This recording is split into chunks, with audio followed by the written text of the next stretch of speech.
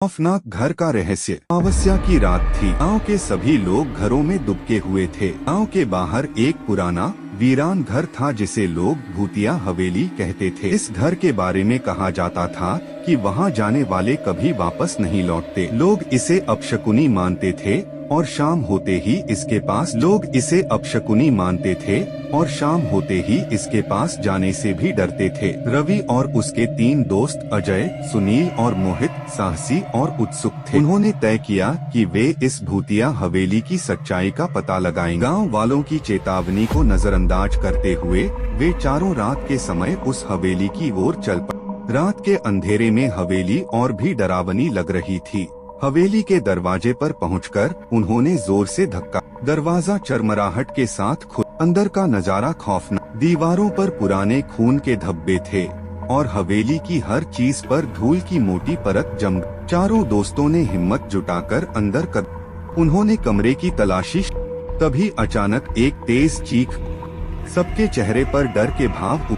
ये क्या था? सुनील ने कांपती आवाज। रवि ने उन्हें शांत करने की कोशिश की। शायद ये हवेली की पुरानी लकड़ी की। चलो आज। वे धीरे धीरे एक बड़े कमरे में पहुँचे जहाँ एक पुरानी मेज और कुर्सी। दीवार पर एक बड़ा शीशा टंगा था। अचानक उस शीशे में एक छाया। वह एक औरत की छाया थी जो अपने लंबे उलझे हुए बालों से अपना चेहरा छिपा।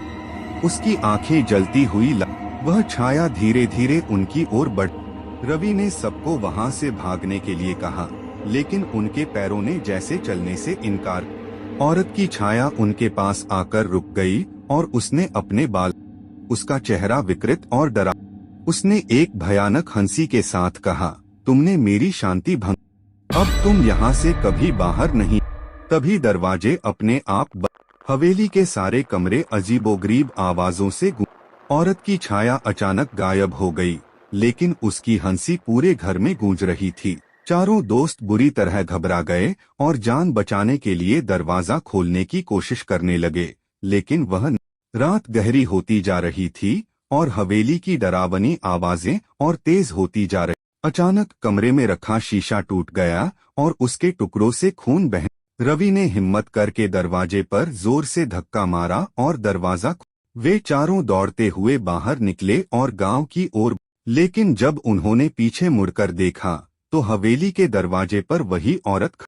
उसकी आंखों से खून टपक रहा था और उसने एक बार फिर भयानक हंसी के साथ कहा, तुम्हारी मौत यहाँ से बाहर भी तुम्हारा पीछा करेगी। उसके बाद उन चारों दोस्तों को कभी चैन की नींद नहीं। वे जहाँ भी जाते वह औरत उनकी आंखों के सामने आ। गांव में आज भी लोग कहते हैं कि जो भी उस भूतिया हवेली में गया वह कभी सामान्य नहीं रहा। यह कहानी सिर्फ एक चेतावनी है, कभी भी उन रहस्यों को जानने की कोशिश न करें जिन्हें जानने की कोई जरूरत नहीं।